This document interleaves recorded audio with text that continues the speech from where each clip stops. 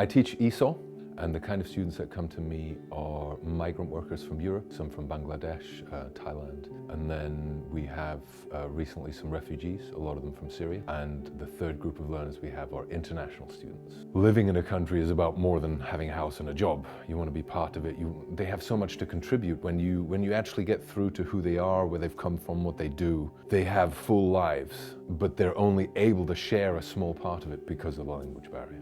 Daniel cares. He cares about what he does.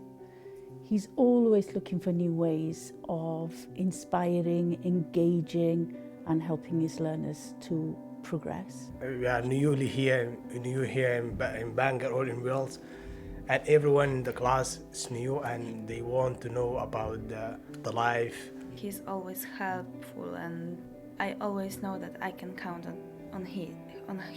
The use of digital tools in the classroom has always been a strong feature of Daniel's teaching. In the last 18 months, he's become very interested in virtual reality and the use of virtual reality in the classroom. I came across a VR headset and I didn't know what it was, and so I downloaded an app, put it on my head, and I was in the International Space Station. And then the next thing happens, like, I need to show my students this. I need to get this on my students' heads and see how they react. So I spoke to my boss, and she was really, really supportive.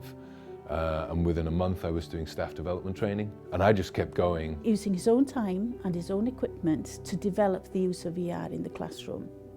It's now potentially influencing teaching and learning across the whole group Llandrillo Menai. He's also been invited to give presentations on the use of VR in the classroom in a conference in Amsterdam and in San Francisco.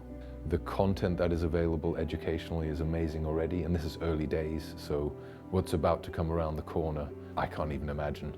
You can train students for dangerous experiences, for expensive experiences, for impossible experiences, for counterproductive experiences. These are really the four big areas where VR just makes logical sense.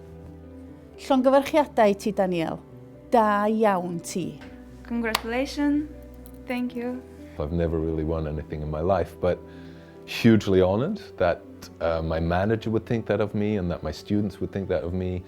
And I suppose I've never worked harder than in the last 2 or 3 years, and to have that acknowledged is really nice. I really appreciate it.